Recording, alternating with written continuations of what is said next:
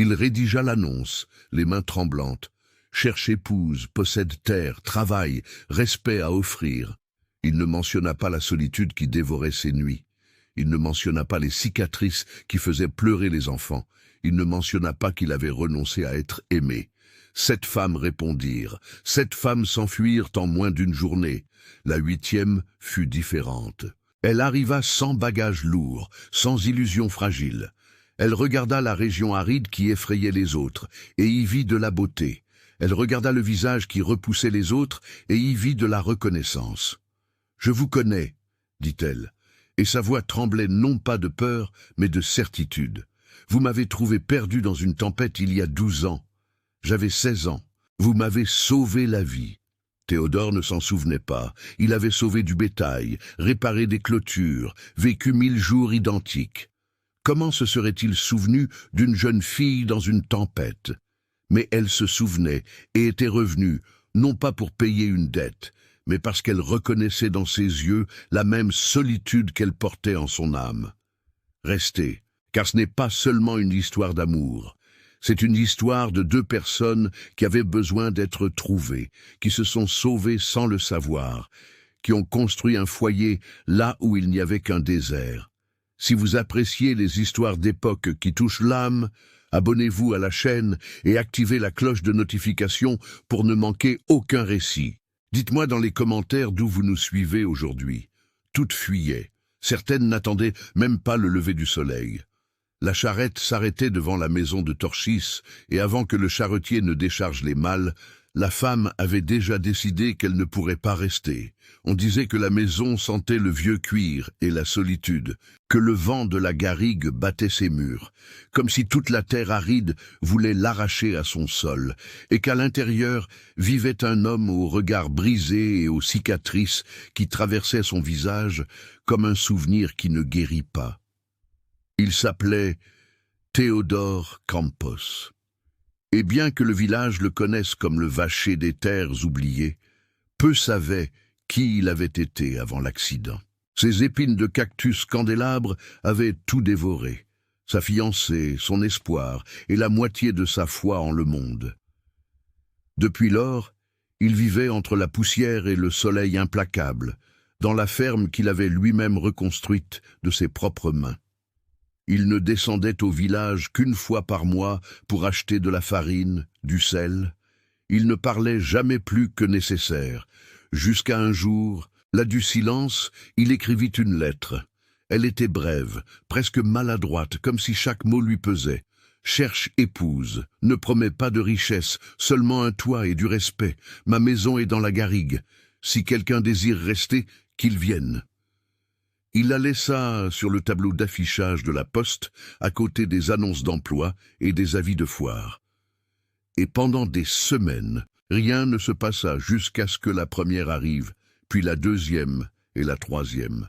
Toutes montaient avec des promesses et descendaient avec de la peur. Personne ne supportait la solitude, personne ne supportait la chaleur, et surtout, personne ne supportait les cicatrices. La garrigue était implacable à cette période de l'année. La terre craquelée s'étendait à perte de vue, interrompue seulement par des cactus candélabres tordus et des arbustes épineux secs qui s'accrochaient à la vie avec obstination. Le ciel était une lame d'acier fondu, sans nuages, sans pitié. Les oiseaux volèrent bas, cherchant l'ombre, et le bétail maigre paissait ce qui restait d'herbe brûlée par le soleil.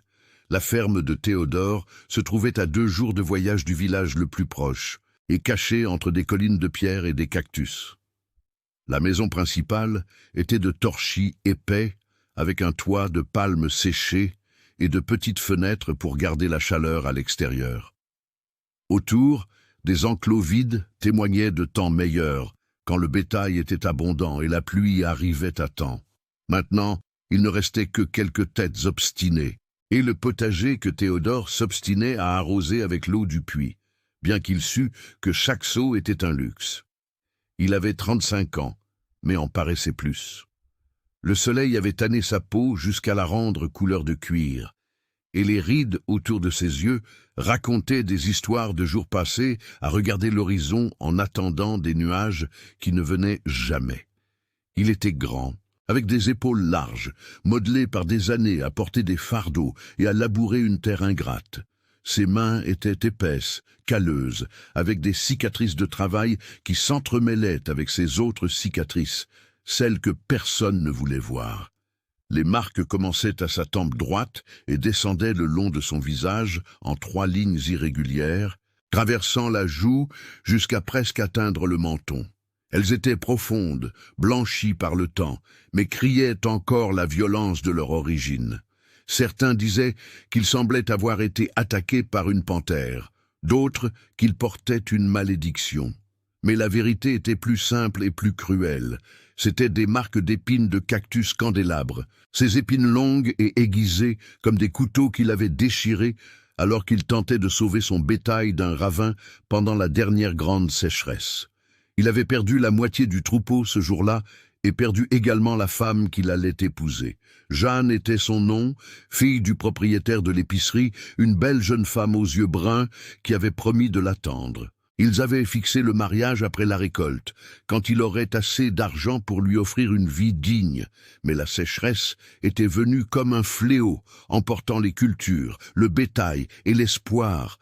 Dans le désespoir de sauver ce qui restait, Théodore avait poursuivi les bêtes effrayées le long du talus, sans se rendre compte que le chemin était bloqué par un cactus candélabre géant, vieux comme la garrigue. La chute fut brutale. Il tomba sur le dos sur la plante et les épines le transpercèrent comme des lances. Les vachers qui le trouvèrent dirent ensuite qu'il ressemblait à un saint martyrisé, cloué sur la croix verte de ce monstrueux cactus. Il fallut 3 hommes pour l'en arracher et il s'évanouit 2 fois de douleur avant d'arriver au village. La fièvre dura des semaines. Quand il ouvrit enfin les yeux, la moitié de son visage était bandée. Le guérisseur de la région avait fait ce qu'il pouvait, utilisant des herbes et des prières, mais les blessures étaient trop profondes. Quand on retira les pansements, Théodore demanda un miroir. Ce qu'il vit fut un étranger le regardant en retour, un homme défiguré, marqué, différent. Jeanne vint le visiter 1 fois. Elle resta à la porte sans pouvoir le regarder directement. Elle marmonna des excuses insensées sur sa famille, sur des engagements, sur le fait de ne pas être prête. 1 semaine plus tard, elle s'enfuit avec un colporteur qui passait par le village, vendant des tissus et des parfums. Elle emporta avec elle les derniers morceaux de l'innocence de Théodore. Il ne la blâma pas. Comment aurait-il pu? Le miroir ne mentait pas. Il était maintenant l'homme au visage déchiré, le vacher marqué, celui dont les enfants avaient peur et que les femmes évitaient du regard.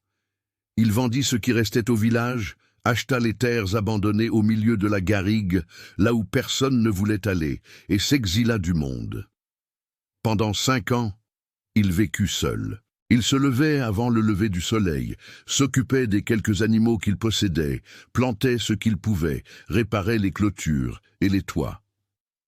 Le soir, il s'asseyait sur la véranda de sa maison et regardait le ciel étoilé tout en fumant une cigarette de paille. Il n'avait pas de voisins à moins d'1 journée de cheval, ne recevait pas de visites, n'attendait rien de personne. La solitude était sa compagne la plus fidèle. Elle était dans le silence de la maison vide, dans l'assiette unique sur la table, dans le hamac solitaire où il dormait, dans les conversations qu'il tenait avec lui-même en travaillant. Parfois, des semaines s'écoulaient sans qu'il entende de voix humaines autres que la sienne. Et peu à peu, il s'y habitua, ou crut s'y être habitué. Mais l'être humain n'est pas fait pour vivre seul. Aussi fort qu'il ait essayé de le nier, aussi convaincu qu'il fût de n'avoir besoin de personne, il y avait des nuits où le silence pesait comme une pierre sur sa poitrine, des nuits où il se réveillait au milieu de la nuit et cherchait à côté de lui quelqu'un qui n'était pas là, des nuits où il préparait trop de café, sans le vouloir, oubliant qu'il était seul, des nuits où le vent frappait à la porte et pendant 1 seconde, il espérait que quelqu'un arrivait. C'est une de ces nuits qu'il prit sa décision. Il était assis à table, mâchant de la viande séchée avec du pain rassis, quand il réalisa qu'il ne se souvenait plus du son d'un rire. Il avait oublié ce que c'était d'entendre quelqu'un rire. Cette pensée le frappa avec une force inattendue, et pour la première fois depuis des années, il ressentit quelque chose de similaire au désespoir. Le lendemain, il prit papier et plume. écrivit et déchira 3 fois, avant de parvenir à mettre sur papier ce qu'il voulait dire. Les mots sortaient tordus, embarrassés, mais ils étaient honnêtes. Cherche épouse, ne promets pas de richesse, seulement un toit et du respect. Ma maison est dans la garrigue. Si quelqu'un désire rester, qu'il vienne. Théodore Campos, ferme des 3 frères.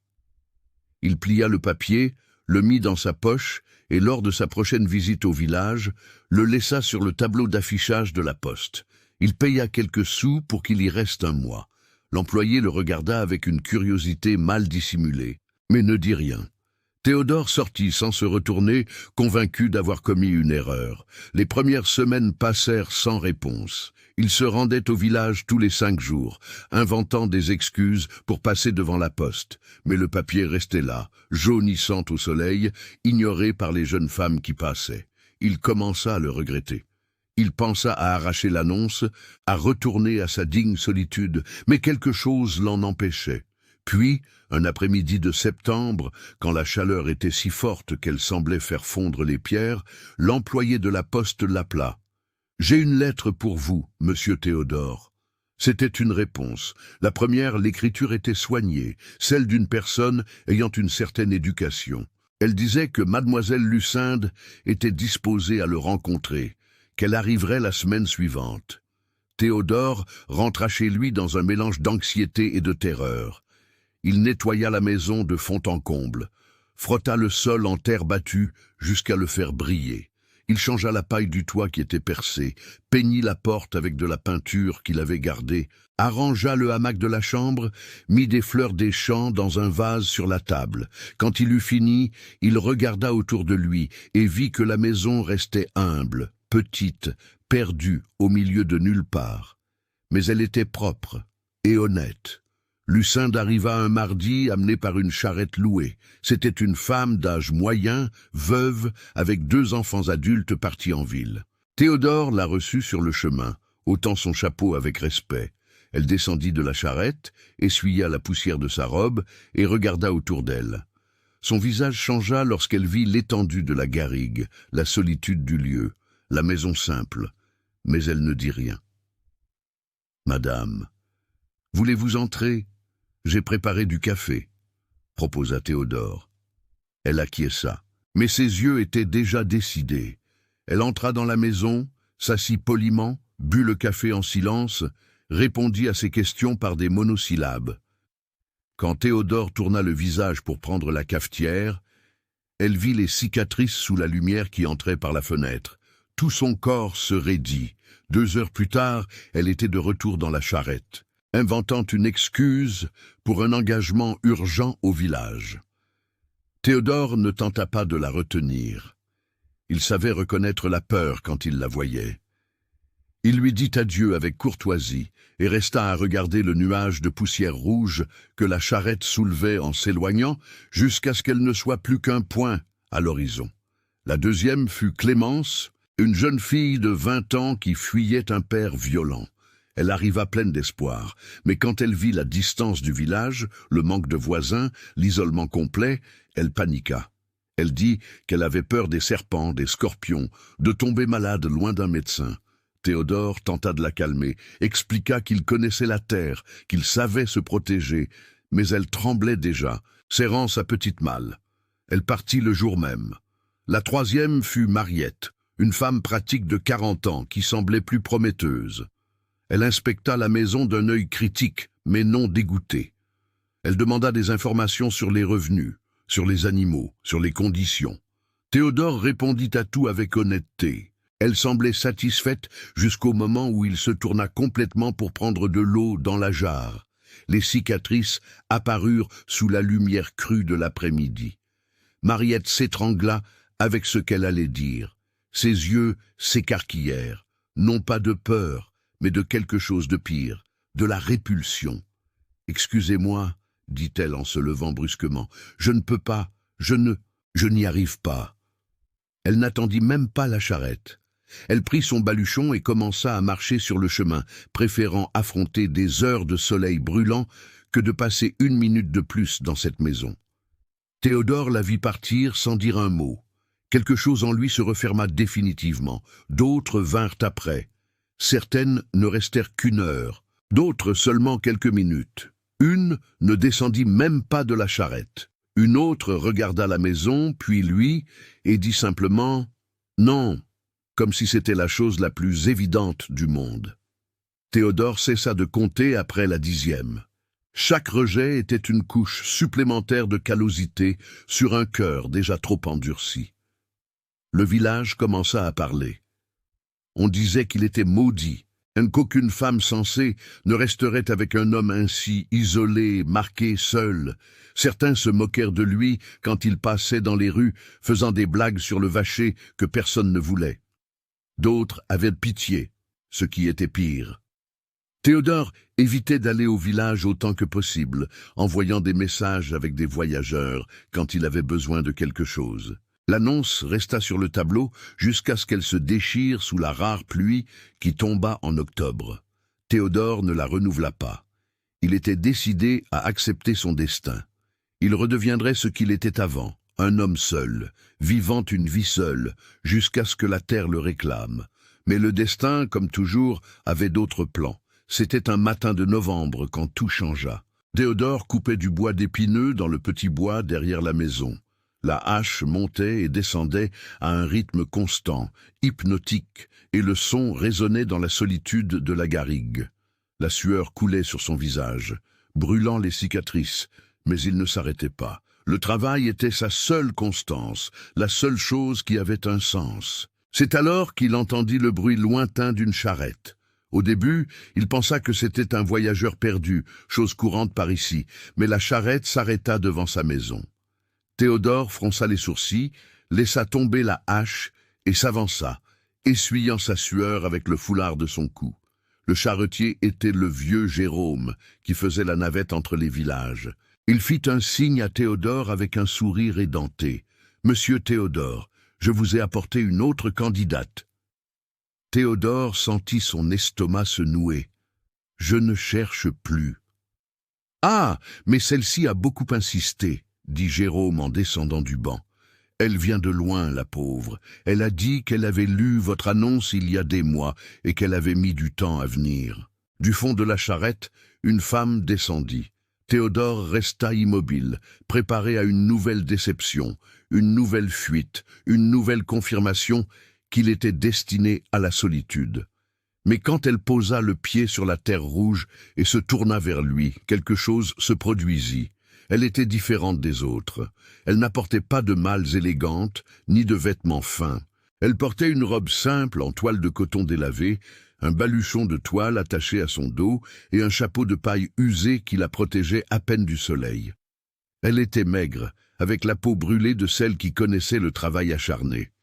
Ses yeux étaient de couleur miel, profonds, portant des histoires qu'elle ne racontait pas à voix haute. Mais ce qui impressionna le plus Théodore fut son expression. Il n'y avait pas de peur, pas de répulsion. Il n'y avait qu'un calme étrange, une détermination silencieuse. Elle regarda la maison, la garrigue environnante, le ciel sans nuages, puis le regarda droit dans les yeux, sans détourner le regard quand elle vit les cicatrices. « Vous êtes Théodore Campos » demanda-t-elle. La voix était douce mais ferme. « Oui » répondit-il prudent. « Et vous êtes Amélie Martin. Je suis venu à cause de l'annonce. » Jérôme s'éclaircit la gorge. « Eh bien, je vais vous laisser discuter. Je reviens dans 2 jours, pour voir si la jeune femme reste ou si elle veut rentrer. » Il fit un clin d'œil à Amélie avec sympathie. « Bonne chance, ma petite. » La charrette partit, soulevant de la poussière, et ils restèrent là, l'un devant l'autre, sous le soleil implacable de la garrigue. Théodore ne savait pas quoi dire. Toutes les autres auraient déjà inventé une excuse pour partir, mais Amélie restait là, ferme comme un cactus.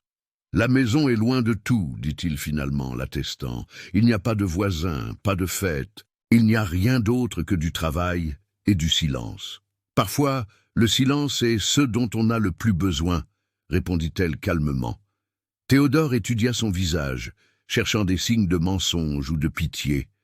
Il ne trouva ni l'un ni l'autre, seulement de la fatigue et de la détermination. « Vous pouvez entrer » dit-il, toujours méfiant. « Il y a de l'eau fraîche et je peux préparer quelque chose à manger. » Amélie prit son baluchon et le suivit jusqu'à la maison. Quand elle entra, elle ne fit pas de grimace de dégoût ni de surprise.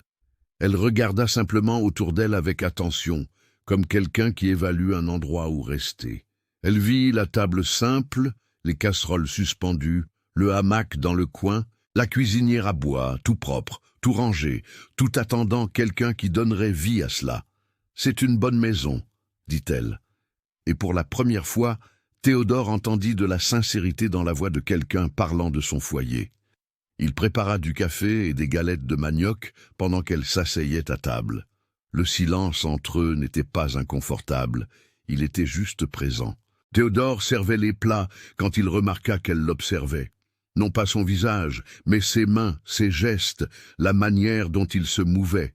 « Vous prenez bien soin de cet endroit, » commenta Amélie. « C'est tout ce que j'ai, alors c'est tout ce qui compte. » Ils mangèrent en silence. Dehors, le soleil continuait sa marche incluse et la garrigue crépitait sous la chaleur. Mais à l'intérieur de la maison, il y avait de l'ombre, il y avait du calme, il y avait quelque chose que Théodore n'avait pas ressenti depuis des années. De la compagnie.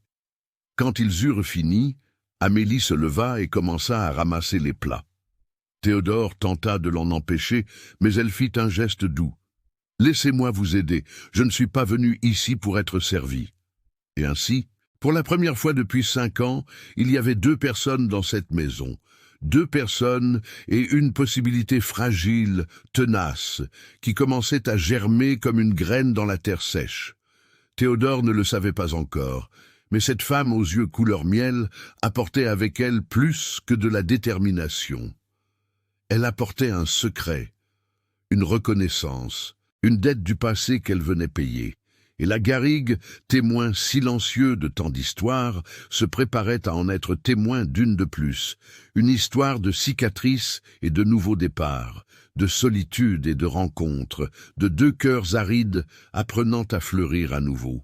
Amélie resta non seulement cet après-midi-là, mais aussi la nuit qui suivit, le jour d'après et le jour d'après encore. Chaque matin qui passait, Théodore se réveillait, s'attendant à trouver la maison vide, son baluchon disparu, un mot d'excuse sur la table, mais à chaque fois elle était là, déjà levée, préparant le café, balayant le sol en terre battue, s'occupant du potager qu'il entretenait à l'arrière.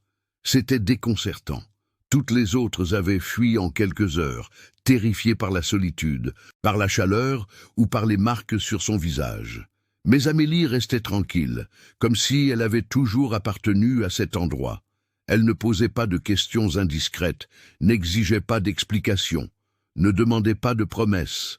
Elle vivait simplement jour après jour, partageant l'espace avec une naturalité qui laissait Théodore à la fois soulagé et méfiant. Il ne savait pas comment gérer sa présence.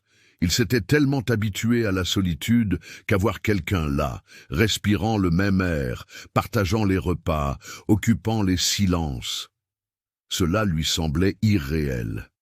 Parfois il l'observait de loin, pendant qu'elle étendait le linge sur la corde ou ramassait du fourrage pour le bétail, et il se demandait ce qu'une femme comme elle faisait dans un endroit oublié comme celui-là, ce qui l'avait amenée ici, pourquoi elle n'avait pas fui comme toutes les autres.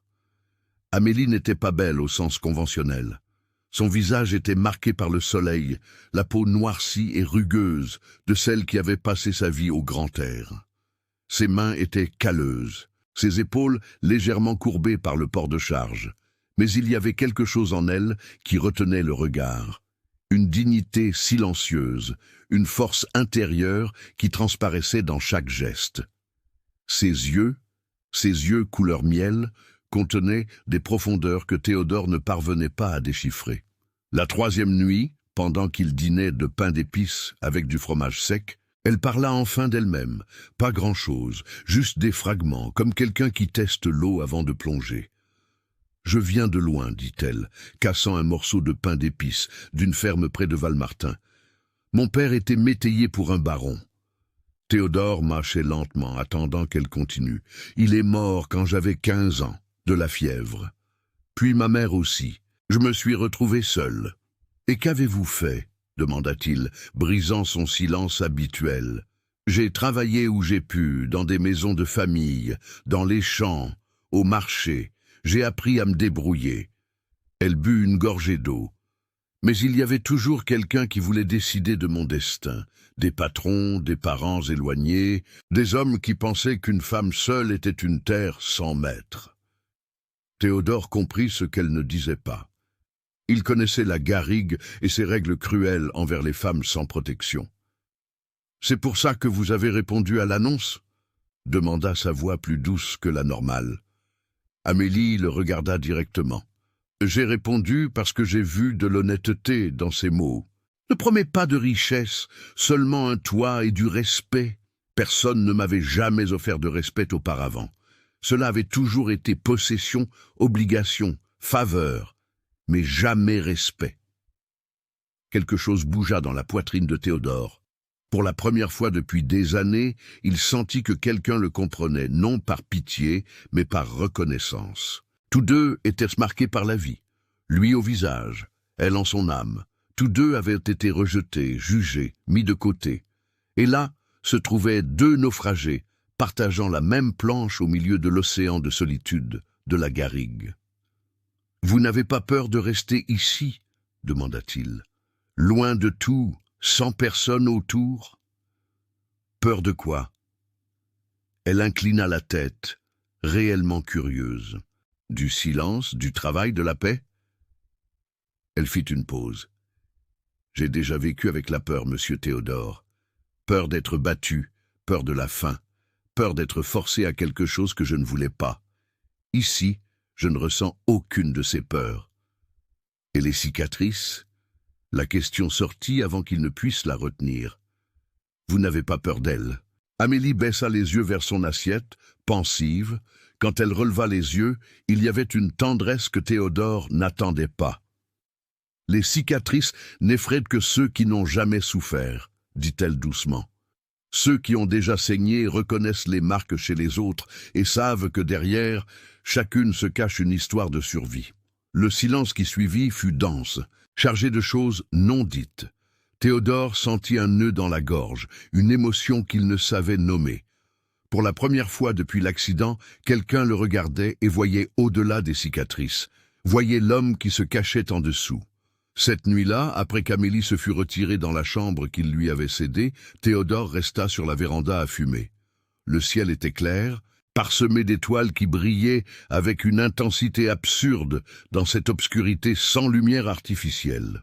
La garrigue nocturne était un concert de grillons et de grenouilles, ponctué occasionnellement par le cri lointain d'un oiseau. L'air, bien qu'encore tiède, apportait un soulagement bienvenu après la chaleur écrasante de la journée. Il pensa à Jeanne, son ancienne fiancée. Il tenta de se rappeler son visage, le son de sa voix, mais le souvenir était fané comme une vieille photographie.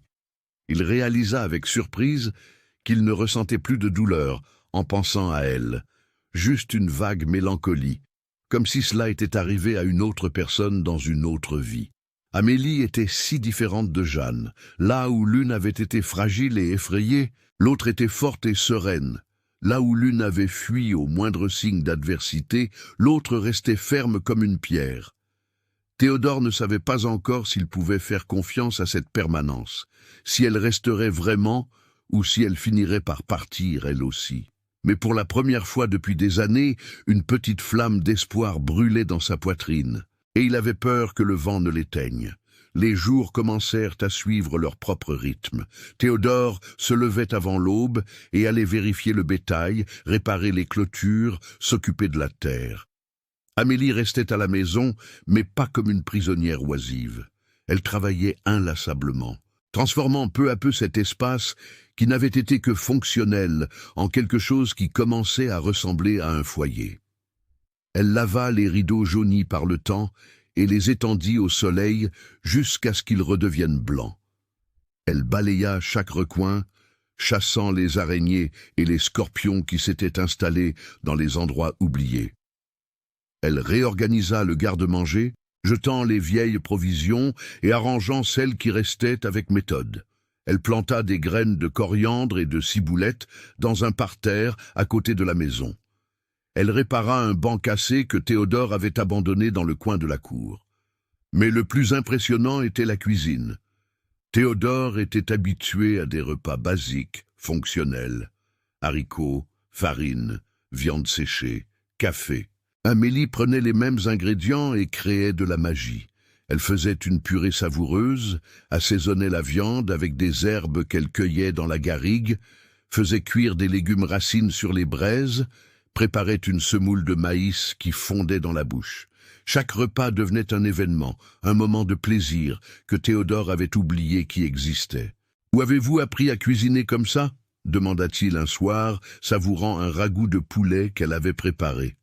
« Avec ma mère », répondit Amélie en remuant la casserole sur le poêle.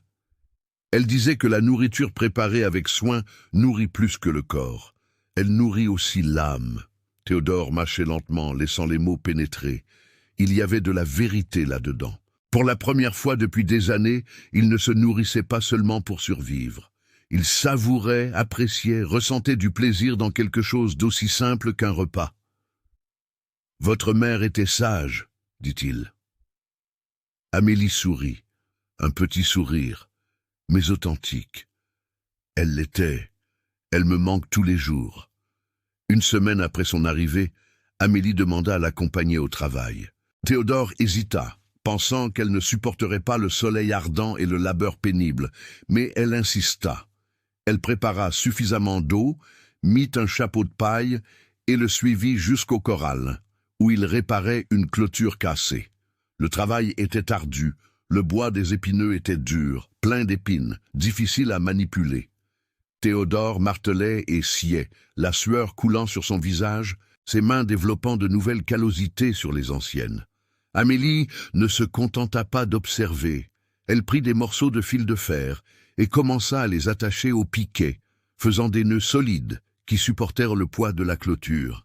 « Vous n'êtes pas obligé de faire ça, » dit Théodore. « C'est un travail difficile. »« J'ai 2 mains et je sais les utiliser, » répondit-elle sans s'arrêter. « Je ne suis pas venu ici pour être un bibelot. » Il l'observa travailler. Ses mouvements étaient efficaces, pratiques, ceux de quelqu'un habitué au dur labeur. Elle ne se plaignait pas de la chaleur, des épines qui lui perçaient occasionnellement les mains, de la terre rouge qui collait à sa peau avec la sueur. Elle travailla simplement à ses côtés jusqu'à ce que la clôture soit réparée. Quand ils eurent fini, le soleil était au zénith. Ils s'assirent à l'ombre d'un micocoulier, partageant l'eau de la même gourde. Théodore la regarda, son visage rougi par l'effort, ses mains sales de terre, et ressentit quelque chose d'étrange dans sa poitrine. Ce n'était pas exactement du désir, bien qu'il y en eût un peu. C'était plus profond, de l'admiration, du respect, le début de quelque chose qui pourrait devenir plus s'il le permettait. « Vous êtes forte, » dit-il, les mots sortant maladroitement. Amélie essuya la sueur de son front, laissant une tache de terre. « La vie m'a appris à l'être, je n'ai pas eu le choix. »« Moi non plus, » admit Théodore, « mais je crois que j'ai oublié ce que c'était d'avoir quelqu'un à mes côtés. » Elle le regarda alors. Elle le regarda vraiment, et il y avait une intensité dans ce regard qui le fit détourner les yeux. « Vous n'avez pas oublié, » dit-elle doucement. « Vous attendiez juste la bonne personne pour vous en souvenir. » Le moment fut brisé par le beuglement d'une vache au loin. Théodore se leva, lui offrant la main pour l'aider. Quand leurs mains se touchèrent, rudes et calleuses, quelque chose passa entre eux. Une étincelle, une reconnaissance, une promesse encore non formulée en mots. Le soir, après le dîner, Théodore prit la viole qui était accrochée au mur, empoussiérée par la désuétude. Cela faisait des années qu'il n'en avait pas joué, depuis avant l'accident, depuis l'époque où il avait encore de l'espoir et de la joie. Mais cette nuit-là, avec Amélie assise de l'autre côté de la table, rapiéçant une de ses chemises, il eut envie d'essayer. Les premiers accords sortirent désaccordés, hésitants. Ses doigts étaient rouillés, ayant oublié la position correcte. Mais peu à peu, la mémoire musculaire revint et une mélodie simple commença à couler. une vieille chanson que sa mère chantait quand il était enfant, sur un vacher et une jeune femme de la ville, sur un amour improbable et des destins entrelacés. Amélie arrêta de coudre et leva les yeux. Il y avait de la surprise en eux, mais aussi du ravissement. Quand Théodore commença à chanter, sa voix rauque et inaccoutumée, elle ferma les yeux et sourit. C'était un sourire de paix pure, de quelqu'un qui avait trouvé exactement sa place. Quand la musique se termina, le silence qui suivit était différent des silences précédents. Il n'était pas vide, mais rempli, complet, comme si finalement toutes les pièces étaient à leur juste place. « Ça faisait longtemps que je n'avais pas entendu de musique, » dit Amélie, sa voix presque un murmure. « J'avais oublié à quel point c'était bon. »« Moi aussi, » admit Théodore, passant sa main sur les cordes de la viole. « Je pensais que je ne pourrais plus jamais. Pourquoi ne pourriez-vous pas ?» Il toucha instinctivement les cicatrices sur son visage. « Parce que je pensais avoir tout perdu, y compris la musique. » Amélie se leva et s'approcha de lui. Pendant un instant, Théodore pensa qu'elle allait toucher son visage, toucher les cicatrices, mais elle posa simplement sa main sur la sienne, sur la viole. « Vous n'avez rien perdu, » dit-elle d'une voix ferme. « Vous l'avez juste gardé quelque part, au fond, mais tout est encore là. La musique, la joie, la capacité de ressentir, tout. » Théodore regarda sa main sur la sienne. Elle était plus petite, plus délicate, malgré les callosités, mais il y avait de la force en elle. La même force qu'il voyait dans tout ce qu'elle faisait, la force de celle qui avait survécu et choisi, malgré tout, de continuer à vivre pleinement. « Comment le savez-vous » demanda-t-il, la voix rauque. « Parce que j'ai aussi tout gardé très profondément, » répondit-elle, « et vous m'aidez à le retrouver. » Cette nuit-là, tous deux dormirent mieux qu'ils ne l'avaient fait depuis des années.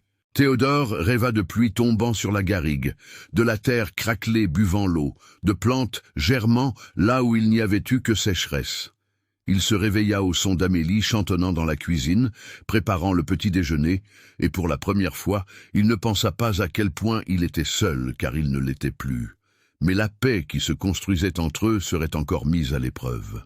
La garrigue avait ses propres règles, et le monde extérieur n'oubliait pas facilement ceux qui choisissaient de vivre en marge. Bientôt, le passé de chacun viendrait réclamer son dû, et ils devraient décider si ce qui naissait entre eux était assez fort pour résister aux tempêtes qui approchaient. Pour l'instant, cependant, il n'y avait que le présent, les jours chauds et les nuits étoilées, le travail partagé et les repas dans un silence confortable, les regards qui duraient une seconde de trop, les mains qui se touchaient occasionnellement en passant un plat, un outil, un mot. Théodore commença à attendre les moments où il rentrait du travail et la trouvait sur la véranda. Amélie commença à préparer les repas avec plus de soin, choisissant les meilleurs morceaux, assaisonnant avec une attention particulière, de petites choses, des gestes subtils qui disaient ce que les mots n'osaient pas encore exprimer. Un après-midi, il apporta des fleurs de la garrigue. Elles n'étaient pas belles au sens traditionnel. Elles étaient petites et résistantes, jaunes et blanches, épineuses comme tout le reste dans cette terre. Mais c'étaient des fleurs. Amélie les reçut comme si c'étaient des orchidées, les plaçant dans un verre d'eau au centre de la table. « Personne ne m'a jamais donné de fleurs auparavant, » dit-elle en touchant délicatement les pétales. « Ce ne sont que des fleurs des champs, » dit Théodore embarrassé. « Rien de spécial. »« Elles sont spéciales parce que vous avez pensé à moi, » répondit-elle. Et le regard qu'elle lui lança fit accélérer son cœur d'une manière qu'il n'avait pas connue depuis des années. Le soir, ils s'assirent sur la véranda comme c'était déjà devenu une habitude. Le ciel était particulièrement étoilé. Il y avait la Voie lactée, une tache laiteuse d'un bout à l'autre. Amélie montra une étoile filante qui traversa le ciel. « Faites un vœu, » dit-elle. « Je n'y crois pas, » répondit Théodore, mais il souriait. « Ça ne coûte rien d'essayer. » Il ferma les yeux un instant, et quand il les rouvrit, il la trouva déjà en train de le regarder. Non pas les cicatrices, non pas l'homme marqué, mais lui, Théodore, l'être humain sous toutes les couches de protection et de douleur. « J'ai déjà fait mon vœu, dit-elle doucement.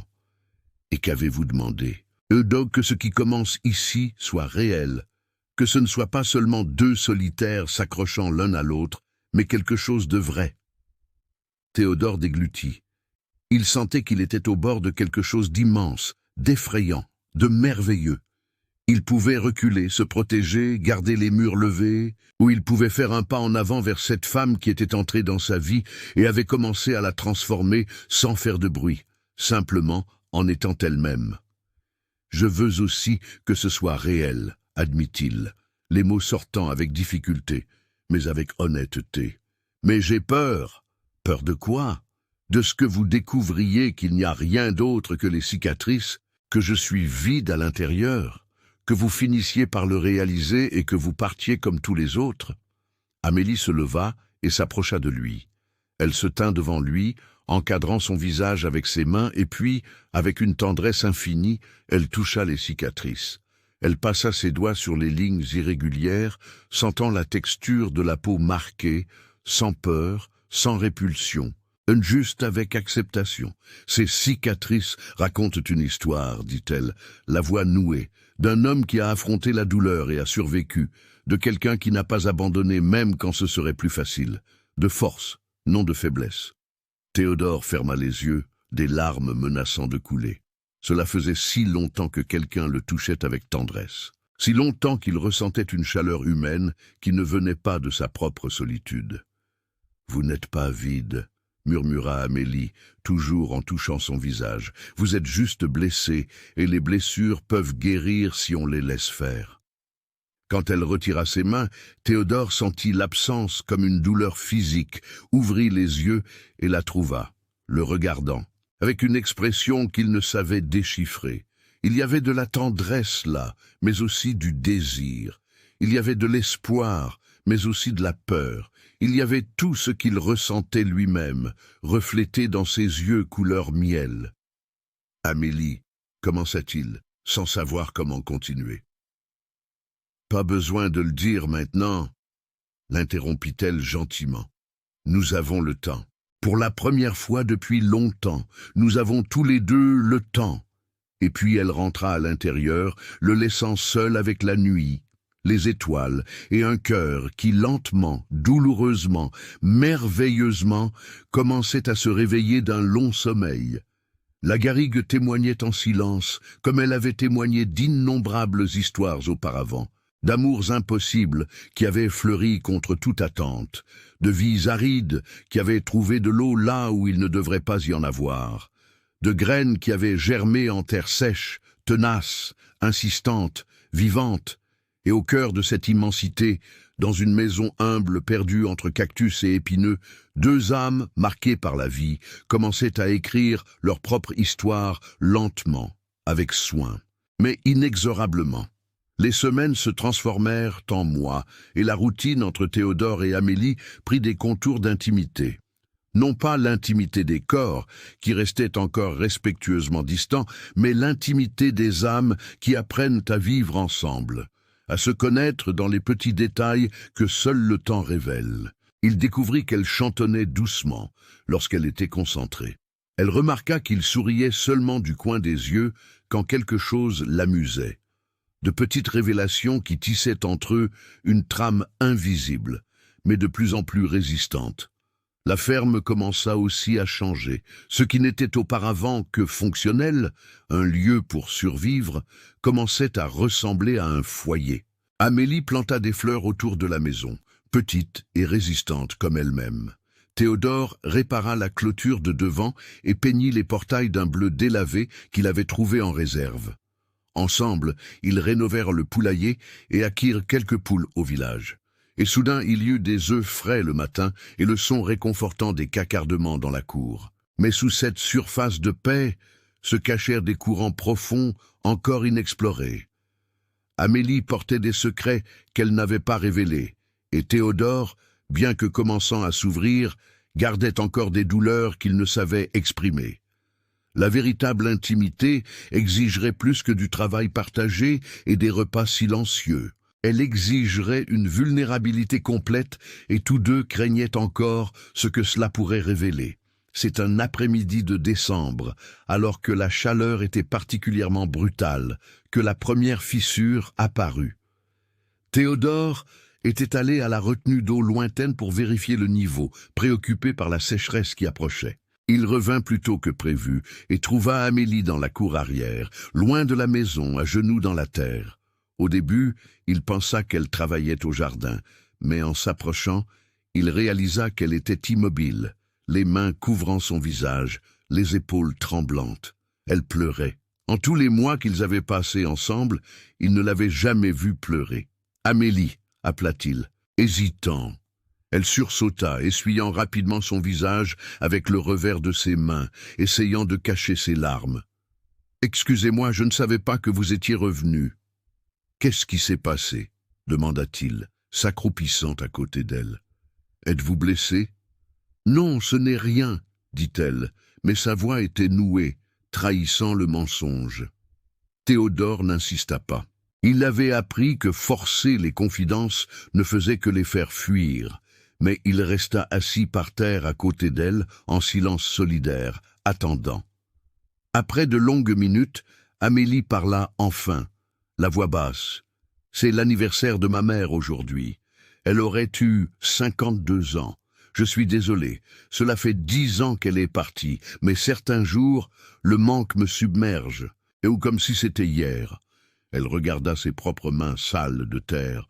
Je plantais du romarin, c'était son herbe préférée. Elle disait que ça apportait protection. Théodore observa le petit parterre où elle avait planté les jeunes pousses. Elle serait fière de vous, de tout ce que vous avez accompli seule. Amélie laissa échapper un rire amer. Je ne sais pas si elle le serait. Je pense qu'elle voulait plus pour moi que ça. Une vie meilleure, plus sûre, ça ce n'est pas suffisant. Elle se tourna vers lui, les yeux encore humides. « Je ne voulais pas dire ça comme ça. Cet endroit, vous, êtes plus que ce à quoi je m'attendais. C'est juste que parfois, je me demande si elle comprendrait mes choix, si elle les approuverait. »« Vos choix vous ont amené ici, » dit Théodore doucement, « et je vous en remercie tous les jours, même si je ne le dis pas. » Les yeux d'Amélie se remplirent de larmes à nouveau. Mais cette fois, elles étaient différentes, non de douleur, mais de quelque chose de plus complexe.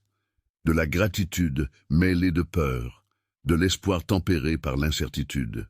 « Il y a quelque chose que je dois vous raconter, » dit-elle soudain, comme si les mots avaient été arrachés d'un endroit profond, quelque chose que vous méritez de savoir. Le cœur de Théodore s'accéléra. « Voilà !»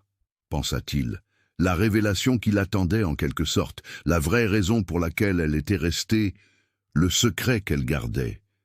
Il se prépara à entendre qu'elle avait un passé sombre, qu'elle fuyait quelqu'un, qu'elle devrait éventuellement partir. « Vous pouvez me dire ce que vous voulez, » répondit-il, gardant sa voix ferme, malgré la tension. Amélie prit une profonde inspiration, rassemblant son courage. Je ne suis pas venu ici par hasard. Je veux dire, j'ai vu votre annonce et j'ai répondu, mais ce n'était pas seulement pour ça. Je vous ai reconnu dès le moment où je suis arrivé. » Théodore fronça les sourcils, confus. « Reconnu? Mais nous ne nous sommes jamais rencontrés avant votre arrivée. »« Si, nous nous sommes rencontrés. Vous ne vous en souvenez juste pas. » Elle essuya les larmes de son visage. C'était il y a 12 ans. J'avais 16 ans. Il y a eu une terrible tempête de sable, vous vous en souvenez? L'une des pires qui ait jamais frappé la garrigue. Théodore se souvenait vaguement. C'était des années avant l'accident, quand il était encore jeune et travaillait comme vacher pour un baron d'une autre région. Je voyageais avec mes parents, continua Amélie. Nous venions de Lavardac, à Valmartin. La tempête nous a pris en chemin. C'était si fort, si soudain. Le sable nous est entré dans les yeux, dans la bouche, partout. Les chevaux ont paniqué. Je suis tombé de la charrette. Sa voix trembla en se remémorant. Mes parents ne l'ont pas remarqué immédiatement. Quand ils se sont rendus compte, j'étais déjà loin, emporté par le vent, sans pouvoir rien voir. J'ai cru que j'allais mourir. J'étais terrifié, aveuglé par le sable sans air. » Elle fit une pause, et Théodore commença à se souvenir. Il y avait un fragment de mémoire floue, d'une tempête de cris perdus dans le vent. « C'est là que vous êtes apparu, » dit Amélie, le regardant droit dans les yeux. « Un vacher monté, le visage couvert d'un foulard. Vous m'avez trouvé, vous m'avez ramassé, vous m'avez mise sur votre cheval, vous avez galopé contre le vent jusqu'à trouver un abri rocheux où nous avons pu nous abriter. » Les souvenirs commencèrent à se former plus clairement dans l'esprit de Théodore. La tempête, les cris, une jeune fille, petite, terrifiée. Il l'avait trouvée presque enterrée par le sable, l'avait tirée, emmenée en sécurité. « Vous êtes resté avec moi jusqu'à ce que la tempête passe, » continua-t-elle, la voix douce. « Vous m'avez parlé, m'avez calmé, m'avez dit que tout irait bien. Quand il a fait jour, vous m'avez ramené sur la route, vous avez trouvé mes parents. Ils étaient désespérés, pensant que j'étais morte. »« Je me souviens, » dit Théodore lentement, les pièces s'assemblant. « Vous n'étiez qu'une petite fille, vous étiez terrifiée. Vous m'avez sauvé la vie, » dit Amélie simplement, « et je ne vous ai plus jamais oublié. J'ai vu votre visage juste quelques instants quand vous avez enlevé votre foulard. Mais j'ai gravé chaque détail, vos yeux surtout. Et quand j'ai vu votre annonce dans le journal, quand j'ai lu votre nom, j'ai su que je devais venir. » Théodore était abasourdi. « Vous êtes venu jusqu'ici à cause de ça, mais c'était il y a si longtemps, et moi maintenant, je suis différent. L'accident a tout changé. »« Il a changé votre visage, » corrigea Amélie. « Il n'a pas changé vos yeux. Il n'a pas changé qui vous êtes à l'intérieur. Quand je suis arrivé ici et que je vous ai vu de près pour la première fois, j'ai eu une certitude absolue. C'étaient les mêmes yeux qui m'avaient regardé avec bonté quand j'étais terrifié. Le même homme qui n'avait pas hésité à risquer sa propre vie pour sauver une inconnue. » Les larmes commencèrent à couler sur son visage à nouveau. « Pendant toutes ces années, chaque fois que la vie devenait difficile, je me souvenais de vous, de l'homme qui était apparu au milieu de la tempête quand j'en avais le plus besoin. Vous êtes devenu une sorte de symbole pour moi, qu'il y avait de la bonté dans le monde, que ça valait la peine de continuer. » Théodore ne savait que dire. Il se sentait exposé, vulnérable d'une manière qu'il n'avait jamais expérimentée. Elle n'était pas venue par pitié, ni par désespoir. Elle était venue par gratitude, par reconnaissance, par une dette qu'elle sentait devoir. « Vous ne me devez rien, » réussit-il à dire finalement. « N'importe qui aurait fait la même chose. Mais ce n'était pas n'importe qui, » insista Amélie. « C'était vous. Et quand j'ai vu que vous cherchiez quelqu'un qui était seul, j'ai su que c'était à mon tour d'apparaître dans la tempête, à mon tour d'être là quand vous auriez besoin. Je n'avais pas besoin d'être sauvé, » dit Théodore, mais les mots sonnaient vides même pour lui-même. « Si, vous en aviez besoin, » dit-elle gentiment. « Vous ne le saviez juste pas, tout comme je ne le savais pas ce jour-là dans la tempête. Mais nous étions tous les deux en train de nous perdre, chacun à sa manière. Et parfois, Théodore, sauver quelqu'un, c'est juste être présent, c'est juste ne pas abandonner quand il serait plus facile de partir. » Le silence qui suivit fut profond. Théodore assimilait la révélation, toutes ses implications. Une partie de lui voulait être en colère, sentir qu'elle était restée par obligation, par dette. Mais en la regardant, en voyant la sincérité brute dans ses yeux, il savait que ce n'était pas cela. La dette l'avait peut-être amenée, mais ce n'était pas ce qui la maintenait là. « Vous avez peur que je ne sois resté que par gratitude ?» demanda Amélie, lisant dans ses pensées. « Oui, » admit-il. « Alors laissez-moi être clair. » Elle prit ses mains entre les siennes, les serrant fermement. « La gratitude m'a amené ici, mais ce n'est pas de la gratitude que je ressens maintenant. C'est quelque chose de bien plus grand, de bien plus effrayant, quelque chose qui grandit chaque jour que je passe à vos côtés. » Le cœur de Théodore battait si fort qu'il était sûr qu'elle pouvait l'entendre. « Amélie, pas besoin de dire quoi que ce soit maintenant, » l'interrompit-elle. « J'avais juste besoin que vous sachiez la vérité, toute la vérité. Parce que si nous allons construire quelque chose de réel ici, ça doit être basé sur l'honnêteté, pas sur les secrets. Elle avait raison. Il le savait. Et s'il y avait de l'honnêteté, il devait aussi être complètement honnête. Quand vous êtes arrivé, commença-t-il lentement, j'ai cru que vous étiez une de plus qui allait s'enfuir. J'étais préparé à ça. J'avais accepté que j'allais vivre seul pour toujours.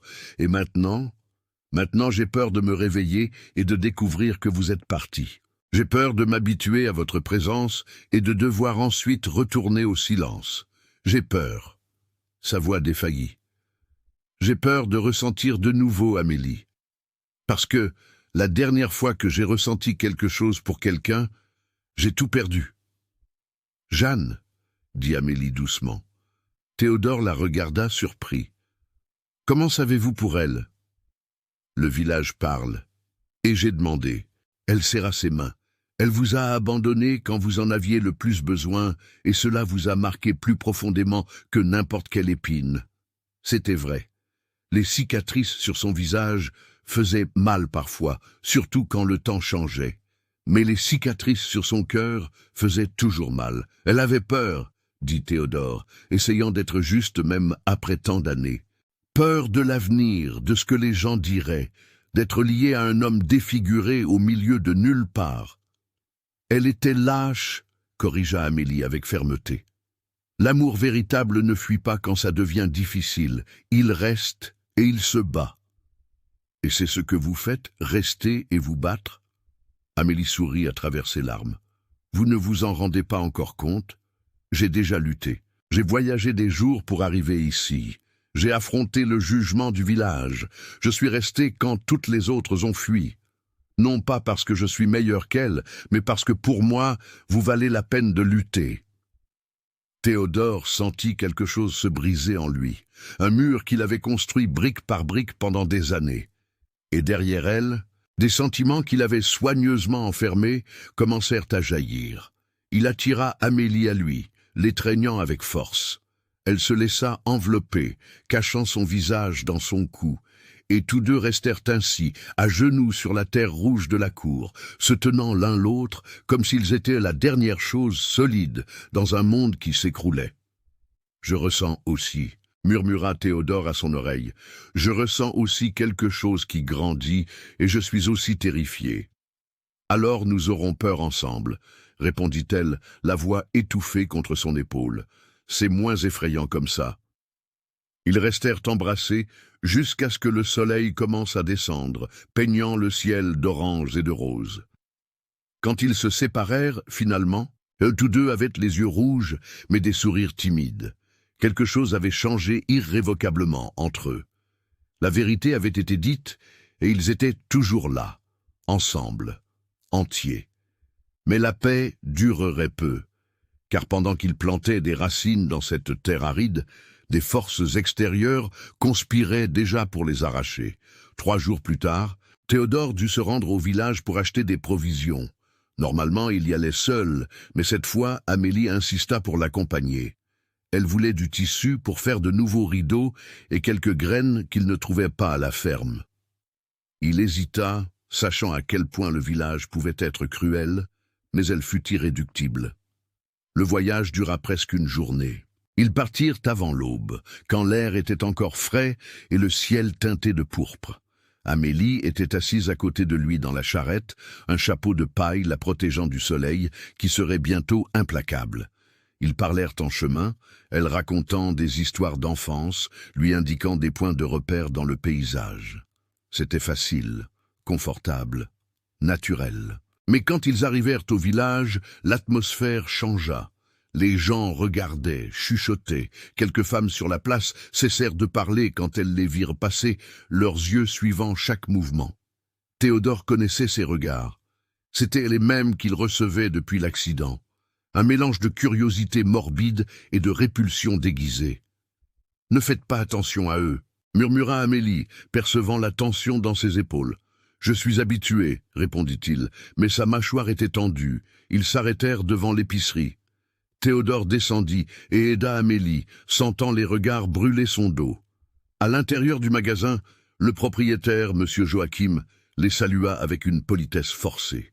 « Monsieur Théodore, et vous êtes Amélie, dit-il en tendant la main, que monsieur Joachim serra brièvement avant de la relâcher comme si elle le brûlait. Ah oui, la jeune femme qui est restée, dit-il, et il y avait quelque chose dans son ton qui n'était pas exactement de l'approbation. Tout le village en parle. De quoi parle-t-on ? Demanda Théodore, une irritation grandissante dans sa voix. Eh bien, que vous avez finalement trouvé quelqu'un de disposé à... Il s'arrêta, choisissant ses mots avec soin. À rester sur vos terres. Amélie intervint avant que Théodore ne puisse répondre. J'ai besoin de 5 mètres de toile de coton, monsieur Joachim. La bleue, si vous l'avez, et des graines de gombo et de maxix. Pendant que monsieur Joachim séparait les commandes, Théodore remarqua un groupe d'hommes réunis dans un coin de l'épicerie, buvant de l'eau de vie malgré l'heure matinale. Parmi eux se trouvait Damien, le jeune frère de Théodore, qu'il n'avait pas vu depuis presque 2 ans. Les frères n'avaient jamais été proches. Damien avait choisi la vie au village, travaillant comme forgeron, épousant la fille du juge, s'intégrant dans la société locale. Quand Théodore eut l'accident et s'exila, Damien ne fit aucun effort pour le visiter ou l'aider. Il y avait une vieille rancœur entre eux, antérieure aux cicatrices, enracinée dans des jalousies d'enfance et des choix de vie divergents. « Théodore !» dit Damien en se levant en titubant. Il était clairement ivre. « J'ai entendu dire que tu avais trouvé de la compagnie, » répondit Théodore froidement. « Je ne savais pas que tu commençais à boire si tôt. »« C'est mon jour de congé, » répondit son frère avec un sourire tordu. « Et une célébration ? Non, mon frère a enfin trouvé une femme prête à supporter cette sale gueule. » Le silence tomba sur l'épicerie. Tous les présents cessèrent ce qu'ils faisaient, sentant la tension dans l'air. Amélie s'approcha de Théodore, posant une main douce sur son bras. « Partons, » murmura-t-elle, mais Damien n'avait pas fini. Il s'approcha en titubant, regardant Amélie de haut en bas, avec un manque de respect évident. « Et vous, mademoiselle, qu'avez-vous gagné dans cette affaire ?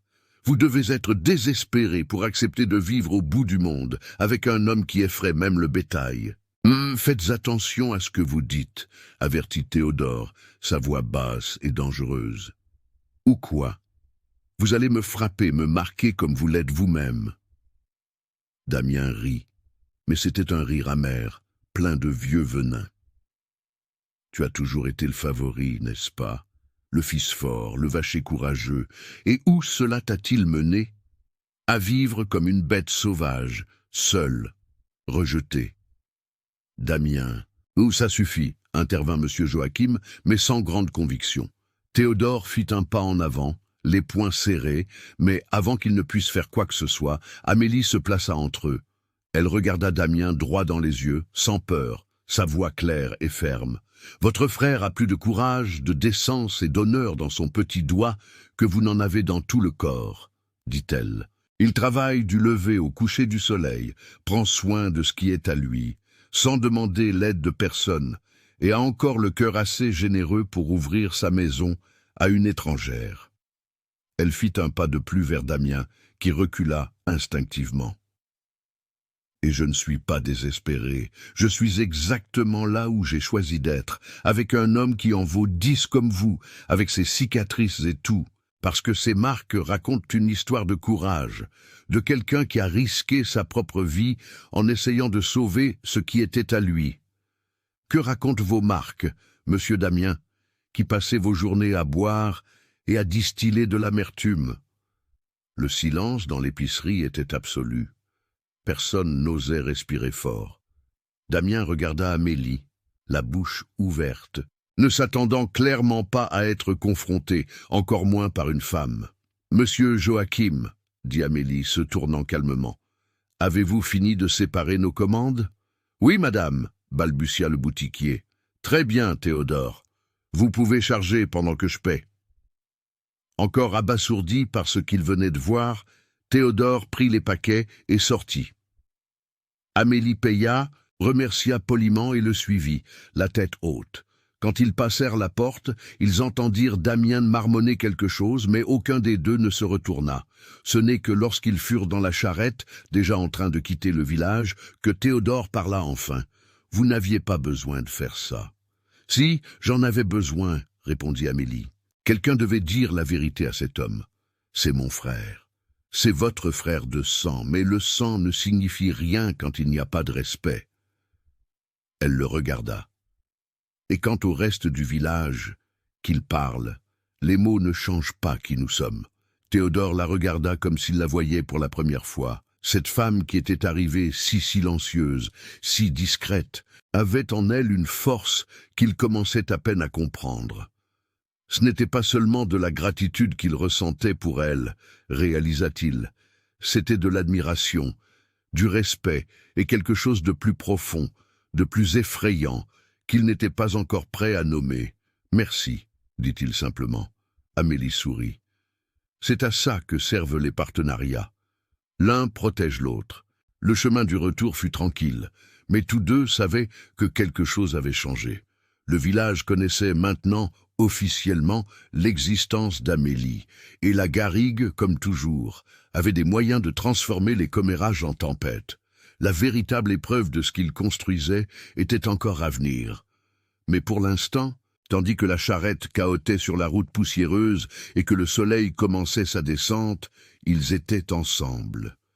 Et cela, découvrirent-ils, était suffisant pour l'instant. Les 3 premiers jours sans Amélie furent les pires. Théodore se réveillait s'attendant à entendre son son dans la cuisine, l'odeur du café frais, la douce mélodie qu'elle fredonnait en travaillant. Mais il n'y avait que le silence, un silence si dense qu'il semblait avoir de la substance, remplissant chaque recoin de la maison comme de l'eau stagnante. Il tentait de rester occupé. Il répara des clôtures qui n'avaient pas besoin de réparation. Il organisa des outils qui étaient déjà organisés. Il creusa un nouveau puits, même s'il savait que l'existence suffisait encore. N'importe quoi pour ne pas penser, pour ne pas ressentir le vide qu'elle avait laissé. Mais la nuit, quand le travail était terminé et qu'il n'y avait plus rien pour le distraire, le vide l'engloutissait complètement. Il s'asseyait sur la véranda, regardant les étoiles, fumant des cigarettes de paille jusqu'à ce que sa langue devienne amère, se demandant comment il avait vécu ainsi si longtemps. La solitude, qui était auparavant sa compagne familière, lui semblait maintenant une prison. Amélie avait ouvert des portes en lui qui ne pouvaient plus être refermées. Elle avait allumé des lumières dans des endroits qu'il avait gardés obscurs pendant des années. Et maintenant, sans elle, ces pièces vides résonnaient d'absence. Le 4e jour, il n'en put plus. Il sella son cheval avant l'aube et partit au galop vers le village. Il ne se souciait pas de ce qu'ils diraient, des règles qu'ils avaient imposées. Il avait besoin de la voir, ne serait-ce que de loin, juste pour s'assurer qu'elle allait bien. Il arriva au village, alors que le soleil venait à peine de se lever. Les rues étaient vides, seulement quelques chiens errants et une vieille femme balayant devant sa maison. Théodore savait où se trouvait la propriété de la famille Martin, l'une des plus grandes maisons de la place principale, blanchie à la chaux, avec des fenêtres en bois peintes en bleu. Il resta de l'autre côté de la rue, partiellement caché derrière un arbre, se sentant ridicule, mais incapable de partir. Et puis il la vit. Amélie sortit dans la cour arrière, portant un bassin de linge. Même de loin, il réalisa qu'elle avait encore maigri, que ses mouvements étaient lents, fatigués. Elle s'arrêta au milieu de la cour, comme si elle sentait quelque chose. Elle se tourna lentement et ses yeux rencontrèrent les siens à travers la distance. Pendant un long moment, ils restèrent simplement à se regarder, 2 âmes connectées à travers l'espace qui les séparait. Amélie porta la main à son cœur, un geste simple qui disait tout. « Je suis là. J'attends. Reviens me chercher. » Théodore fit le même geste, pressant sa paume sur sa poitrine, puis il se força à tourner son cheval et à partir avant que quelqu'un ne le voie et ne rende les choses pires pour elle. Mais ce bref aperçu fut suffisant. Elle était vivante, elle attendait. Il pouvait tenir quelques jours de plus. Ce que Théodore ne savait pas, c'est ce qu'Amélie affrontait dans la maison des Martin. Madame Cécile, la matriarche de la famille, était une femme à la langue bien pendue et aux opinions encore plus tranchantes. Dès l'arrivée d'Amélie, elle avait clairement fait savoir qu'elle considérait toute la situation profondément inappropriée. Une jeune femme de bonne famille ne s'offre pas à un homme par une annonce, dit-elle au premier dîner, sa voix assez forte pour que tout le monde à table entende. C'est un comportement vulgaire, désespéré. Amélie garda les yeux sur son assiette, mâchant lentement, refusant d'être provoquée. « Et vivre seule avec lui pendant des mois avant le mariage », continua Madame Cécile, s'éventant dramatiquement. « Dieu seul sait ce qui s'est passé dans cet endroit isolé. La réputation de la jeune femme est ruinée, complètement ruinée. »« Maman », intervint son fils, le docteur Anselme, mal à l'aise. « La jeune femme est ici en tant que notre invitée. Nous devrions la traiter avec respect. »« Le respect se gagne, mon fils. On ne le donne pas gratuitement à n'importe qui. » Amélie leva finalement les yeux. « Madame a raison, dit-elle calmement. Le respect se gagne et j'espère gagner le vôtre par mon travail pendant mon séjour ici. Je n'ai pas l'intention d'être un fardeau pour qui que ce soit. » Madame Cécile parut surprise par la réponse mesurée. Elle s'attendait à des larmes ou de la colère, pas à une dignité tranquille. Elle renifla et reporta son attention sur la nourriture, mais Amélie remarqua le regard évaluatif que la femme lui lança. Les jours dans la maison des Martin étaient longs et difficiles. Amélie se levait avant tout le monde et travaillait déjà quand la famille descendait pour le café. Elle balayait, lavait, cuisinait. Nkouze ne se plaignait jamais, ne demandait rien. La nuit, quand elle pouvait enfin se retirer dans la minuscule chambre qu'on lui avait donnée, elle écrivait des lettres à Théodore, qu'elle savait ne pas pouvoir envoyer. « Mon amour », écrivait-elle à la lumière d'une bougie, « il reste 10 jours, 9, 8, chaque chiffre est une éternité, mais aussi une promesse tenue. Je compte les minutes jusqu'à ce que je puisse rentrer à la maison, vers toi. » Au village, les commérages continuaient. Les femmes chuchotaient quand Amélie passait en allant au marché. Les hommes faisaient des commentaires à double sens qui faisaient rire leurs épouses derrière leurs éventails. Elle ignorait tout, gardant la tête haute, les yeux fixés droit devant. Elle ne devait de compte à personne, sauf à Théodore et à elle-même. C'est le 7e jour que tout commença à s'écrouler.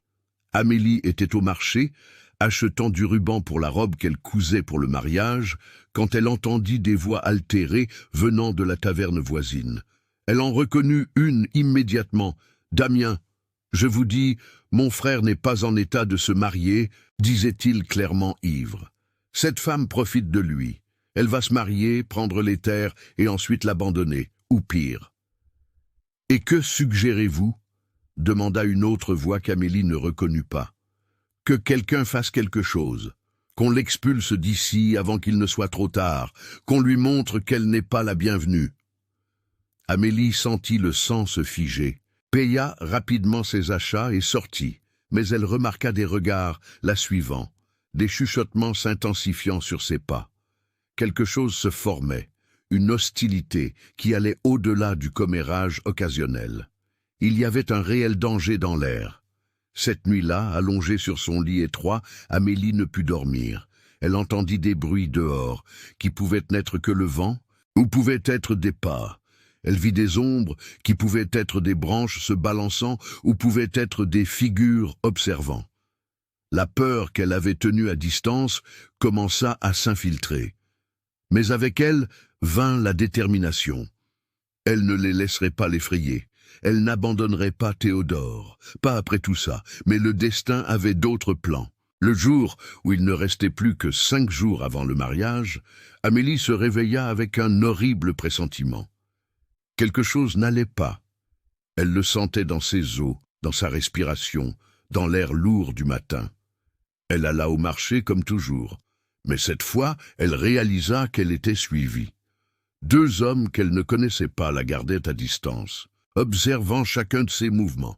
Quand elle revint à la maison des Martin, ils étaient toujours là, maintenant de l'autre côté de la rue, fumant et parlant à voix basse. « Madame Cécile, dit Amélie en arrivant, il y a des hommes qui me suivent. » La femme regarda par la fenêtre et fronça les sourcils. Ce sont les hommes de main du colonel Justin. Ils surveillent probablement pour s'assurer que vous ne vous enfuyiez pas avant le mariage.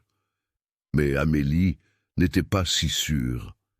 Il y avait quelque chose dans le regard de ces hommes qui n'était pas seulement de la surveillance. C'était une menace. Cette nuit-là, elle ne put fermer les yeux. Elle resta assise près de la fenêtre, regardant les étoiles, pensant à Théodore. Serait-il aussi éveillé, regardant le même ciel? Ressentirait-il la même inquiétude qui la consumait? C'est alors qu'elle entendit des pas doux dans le couloir, une porte qui grinçait. Son cœur s'emballa, elle se leva silencieusement, pressant son oreille contre sa porte. Des voix étouffées venaient d'en bas, urgentes, tendues. Nous ne pouvons pas permettre ce mariage. Une honte pour la famille. Elle doit quitter le village. Amélie reconnut la voix de Damian parmi les murmures. Il était là, dans la maison, complotant, et il n'était pas seul. Sans y penser à deux fois, Amélie s'habilla rapidement, prit son baluchon avec les quelques affaires qu'elle avait et ouvrit la fenêtre de sa chambre. Elle donnait sur la cour arrière. C'était un saut considérable, mais pas impossible. Elle n'avait pas le choix. Quelque chose était sur le point de se produire, et elle devait partir d'ici. Elle sauta, atterrissant maladroitement, se tordant la cheville, mais sans rien casser. Elle ignora la douleur et courut, traversant les arrière-cours, sautant les clôtures, évitant les rues principales. Elle n'avait aucun plan au-delà de quitter le village, d'atteindre un endroit sûr, jusqu'à ce qu'elle puisse envoyer un message à Théodore. Mais où aller?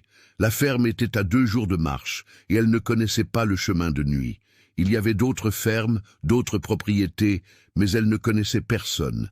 Elle ne savait pas en qui avoir confiance. Elle continua à courir, jusqu'à ce que le village soit derrière elle, jusqu'à ce qu'elle soit sur la route poussiéreuse qui traversait la garrigue. La lune était presque pleine, illuminant le paysage d'une lumière argentée.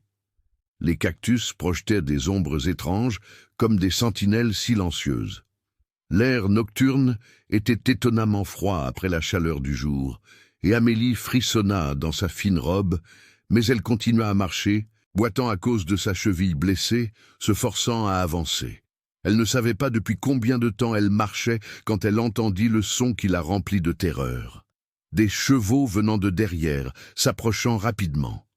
Elle regarda désespérément autour d'elle, cherchant une cachette, mais la garrigue là était basse, clairsemée, il n'y avait nulle part où se cacher. Les cavaliers l'atteignirent en quelques minutes. Ils étaient 3, les visages couverts de foulards, mais Amélie en reconnut un à la silhouette, Damian. Les 2 autres étaient probablement les hommes qui l'avaient suivi pendant la journée. « Jusqu'où pensiez-vous aller, mademoiselle » dit l'un d'eux, la voix étouffée par le foulard. « Laissez-moi tranquille, » dit Amélie, essayant de garder sa voix ferme malgré la peur.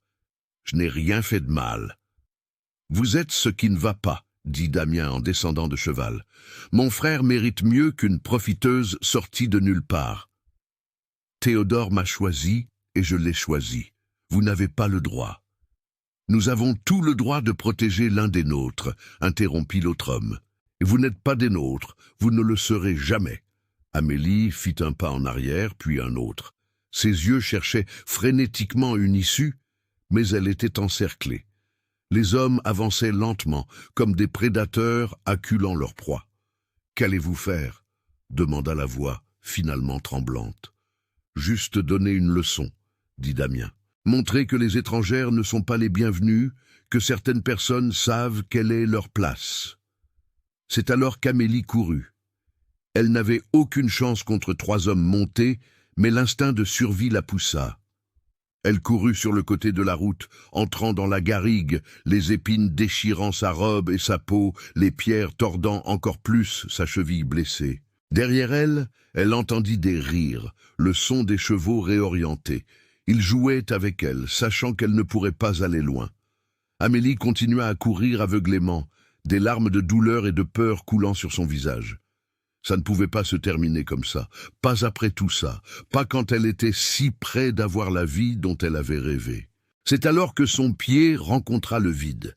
Elle était arrivée au bord d'un ravin sans s'en rendre compte dans l'obscurité. Pendant un instant éternel, elle resta suspendue, les bras tourbillonnants, cherchant l'équilibre.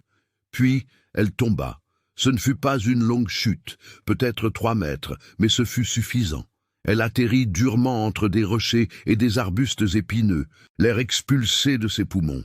La douleur explosa dans son corps, aiguë et aveuglante. Elle tenta de crier mais ne parvint pas à reprendre son souffle. En haut, elle entendit les voix des hommes. Elle est tombée. Laisse. La chute lui servira de leçon. Et si elle est blessée? Sérieux? Son problème. Allons-nous-en avant que quelqu'un nous voie. Le son des chevaux s'éloignant. Puis le silence. Amélie resta étendue dans l'obscurité. Chaque respiration une agonie. Incapable. Le ciel au-dessus était rempli d'étoiles indifférentes à sa douleur. Elle pensa à Théodore, à la façon dont il l'attendrait. Elle pensa qu'elle mourrait peut-être là, seule, et il ne saurait jamais ce qui s'était passé. « Théodore », murmura-t-elle aux étoiles, « pardonnez-moi ». Et puis elle perdit connaissance. Pendant ce temps, à la ferme, Théodore se réveilla en sursaut au milieu de la nuit. Il avait rêvé d'Amélie, un cauchemar où elle l'appelait, mais il ne pouvait pas l'atteindre. Il s'assit dans le hamac, le cœur battant, une sueur froide sur le front, malgré l'air frais de la nuit. Quelque chose n'allait pas. Il le savait avec une certitude absolue. Amélie était en danger. Il ne s'arrêta pas pour questionner le pressentiment. Il s'habilla rapidement, sella son cheval, prit son couteau et partit. Il n'avait pas de plan. Juste la certitude urgente qu'il devait la rejoindre, que chaque minute comptait. Il chevaucha toute la nuit, forçant le cheval à des vitesses dangereuses sur la route sombre. La lune éclairait le chemin, mais créait aussi des ombres trompeuses. Peu importait. Il continua, poussé par quelque chose au-delà de la raison. Un fil invisible le reliant à elle, le tirant dans la bonne direction. C'est alors qu'il vit le foulard par terre, blanc contre la terre sombre. Il descendit de cheval et le ramassa. Il appartenait à Amélie. Il reconnut la broderie qu'elle avait faite. Il était là, au milieu de la route, comme un signe ou un avertissement. « Amélie !» cria-t-il, sa voix résonnant dans la nuit. « Amélie, où êtes-vous » Seul le silence répondit et le chant lointain d'un oiseau nocturne. Théodore examina le sol à la lumière de la lune. Là, des marques de chevaux, beaucoup de chevaux, et des marques de pas courants quittant la route. Il suivit la trace maintenant à pied, menant le cheval par la bride. Les signes étaient clairs pour quelqu'un qui connaissait la garrigue. Des branches cassées, des empreintes dans la terre, un morceau de tissu accroché à une épine. Elle avait été là, elle avait couru. « Amélie !» cria-t-il à nouveau plus fort. « Amélie, répondez !» Et puis il entendit, faible, presque imperceptible, un gémissement. Il venait de quelque part à gauche, plus loin. Il courut dans la direction du son et faillit tomber lui-même dans le ravin. Il s'arrêta au dernier moment, s'agenouilla au bord et regarda en bas. Elle était là, étendue entre des rochers et immobile, sa robe déchirée et tachée de sang. Pendant une terrible seconde, il pensa qu'elle était morte, puis il vit le léger mouvement de sa poitrine, respirant encore, vivante. « Tiens bon, dit-il, la voix nouée, je viens vous chercher. » Il attacha la corde qu'il avait sur sa selle à un arbre robuste et descendit le ravin. Des roches meubles roulaient sous ses pieds, des épines lui lacéraient les mains, mais il ne sentait rien d'autre que la panique absolue. Il devait l'atteindre, il devait la sauver. Quand il arriva enfin à ses côtés, il évalua rapidement les dégâts. Elle était couverte d'égratignures et de contusions, le sang séchait sur son visage et ses bras. Une de ses jambes était dans un angle étrange, mais elle était vivante. Elle respirait. « Amélie, » dit-il doucement, touchant son visage, « c'est moi. Vous êtes en sécurité maintenant. » Elle ouvrit lentement les yeux, brouillée par la douleur. Il lui fallut un instant pour le reconnaître. Quand elle le reconnut, des larmes commencèrent à couler. « Théodore, » murmura-t-elle. « Toujours, » dit-il, la voix brisée. « Je viendrai toujours quand vous aurez besoin. Maintenant, je vais vous sortir d'ici. » Il la souleva avec une infinie prudence, chaque gémissement de douleur de sa part un coup de poignard dans son cœur. C'était difficile de monter en la portant, mais il était fort, fortifié par des années de travail et par une détermination absolue. Il se hissa par la corde d'un bras tout en la tenant de l'autre, les muscles brûlants, les mains saignant là où la corde coupait la peau. Il atteignit finalement le sommet, la déposant doucement sur la terre. Amélie était consciente, mais clairement en état de choc, tremblant violemment. « Qui a fait ça ?» demanda Théodore, retirant sa chemise et la couvrant.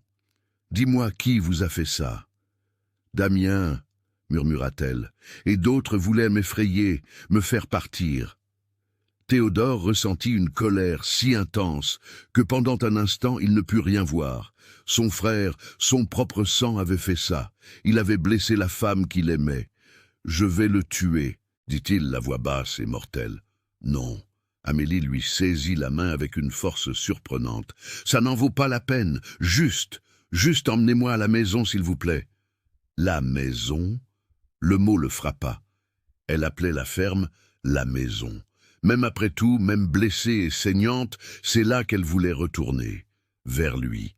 « Je vous y emmènerai, » promit-il. « Mais d'abord, je dois soigner ses blessures. » Il travailla rapidement, utilisant des bandes de sa propre chemise pour faire des bandages improvisés et immobilisant la jambe cassée avec des branches. Chaque toucher lui arrachait des gémissements. Mais Amélie ne se plaignait pas, se contenta de serrer les dents et de le laisser travailler. Quand il eut fini, il la plaça soigneusement sur le cheval, la montant derrière elle et la maintenant en sécurité contre sa poitrine. Il commença le voyage de retour plus lentement maintenant, prudent à chaque secousse qui pourrait causer plus de douleur. Amélie s'évanouit plusieurs fois pendant le voyage. Chaque fois qu'elle se réveillait, il était là, la tenant, murmurant des mots de réconfort. « Je suis là. Vous êtes en sécurité. Nous y sommes presque. » Le soleil se levait quand ils atteignirent enfin la ferme. Théodore la porta directement à l'intérieur, la couchant dans son propre hamac. Il alluma un feu, chauffa de l'eau, prépara les mêmes tisanes qu'il avait utilisées quand elle avait eu de la fièvre. Pendant toute cette journée et la nuit suivante, il prit soin d'elle, nettoya ses blessures, changea ses bandages, la força à boire,